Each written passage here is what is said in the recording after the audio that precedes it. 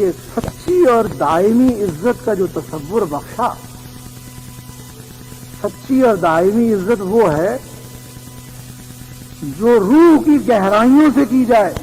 اول تو اسی پر ذہن صاف نہیں ہے کہ آنر ہوتی کیا. سچی عزت وہ ہے جو روح کی گہرائیوں سے کی جائے، دل اور دماغ کی ہم آہنگی سے کی جائے، اور اس شخص کی غیر حاضری میں بھی کی جائے، عدم موجودگی میں بھی کی جائے، اور زمانے کی لمبان وہ کتنی آگے کو بڑھ جائے، وہ عزت چمکتی رہے، نکھرتی رہے، مہکتی رہے. یہ نہ ہو کہ چند مہینوں کے بعد ذلت شروع ہو جائے. یہ عزت کا ایک کنسپشن ہے. قرآن نے کہا کہ وَلِلَّهِ الْعِزَّةُ وَلِرَسُولِهِ کہ میں سچی عزت اس کائنات میں پیغمبروں کو دیتا ہوں. یہ میں نے اس کی ڈسکرپشن دی کہ سچی عزت ہوتی کیا ہے. کہ سچی عزت میں اس کائنات میں پیغمبروں کو عطا کرتا ہوں.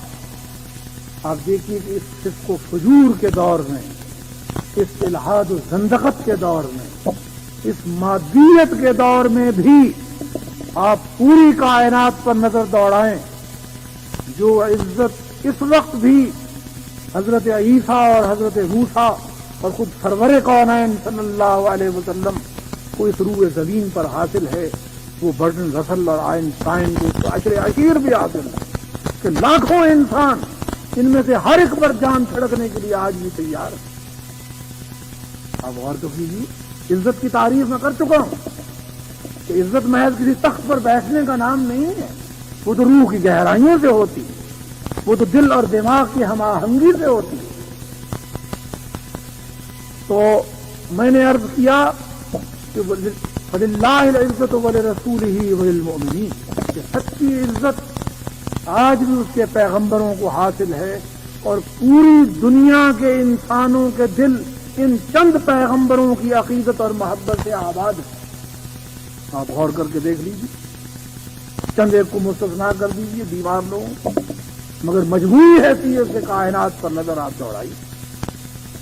پھر کہا وَلِلْمُؤْمِنِينَ کہ میں سچی عزت ان کو دیتا ہوں جو ان انبیاء کے نقش قدم پر چلتے ہیں اور یقین و ایمان کے ساتھ ان کے پیرو. دیکھیے، یہ وہ لوگ جو یوں تو دانشور ہیں، ذہین ہیں، اور کتنے لوگ ہیں جو اپنی ذہانت کے بلبوتے پر چاہتے ہیں کہ اس دنیا میں عزت حاصل کریں. عزت کی تلاش میں کتنے قافلے ہیں جو روز نکلتے ہیں، اور کیا کیا جتن ہیں جو ہم عزت حاصل کرنے کے لیے کرتے ہیں.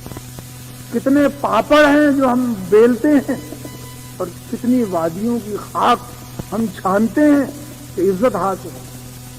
الیکشن لڑے جاتے ہیں، اور الیکشن میں بھی تفنن برطرف. پہلے تو تمام جبد اور پشت کو گالیاں دی جاتی. الیکشن لڑا تو اس لیے تھا کہ آنر حاصل ہو، مگر اس آنر کا آغاز اس سے ہوتا ہے کہ تمام آباء و اجداد ان شجرہائے نسب پر لعنتیں، حزب مخالف بھیجتا. اور پھر مان لیجئے کہ اسمبلی کی رکنیت بھی مل گئی اور وزارت بھی حاصل ہو گئی. مگر خدا را مجھے بتلاؤ کہ اس ملک میں پچھلے 25 برسوں میں کتنی کابینائیں بنی اور ٹوٹ گئیں، اور کتنے وزیر بنے، ان میں سے کتنے منسٹر رہے جن کے نام بھی ہمارے حافظوں میں باقی رہ گئے. سچی عزت حضرت علی حجویری کو حاصل ہوئی، سچی عزت خواجہ معین الدین چشتی کو حاصل ہوئی، سچی عزت مجدد الفسانی کو حاصل ہوئی، سچی عزت عبد القادر جیلانی کو حاصل ہوئی، امام شافعی کو حاصل ہوئی، امام مالک کو حاصل ہوئی، امام ابو حنیفہ کو حاصل ہوئی. یہ عزت کے بارے میں قرآن یہ کہتا ہے کہ یہ لوگ جو اپنے آپ کو ذہین سمجھتے ہیں حقیقت میں بہت بے وقوف ہیں، اور ان کو عزت حاصل نہ ہو سکے. اس لیے کہ عزت وہ ہے جو چمکتی رہے، جو نکھرتی رہے، اور عزت وہ ہے جو دل کی گہرائیوں سے کی جائے. یہ عین اس وقت جب کہ کرسیوں پہ بیٹھتے ہیں، اور وہ لوگ جو ان کی تعظیم کے لیے کھڑے بھی ہو جاتے ہیں، عین اس وقت جب وہ کھڑے ہوتے ہیں ان کے دل لعنتیں بھیج رہے ہو. اور گالیاں دے رہے ہوتے. یہ کیا عزت ہوئی؟ نہیں، غور کیجیے، پوسٹ مارٹم کیجیے. تو میں یہ عرض کر رہا تھا کہ اللہ کے ساتھ تعلق سے بڑی مستقل قسم کی دولتیں ہیں جو انسان کو حاصل ہوتی ہیں.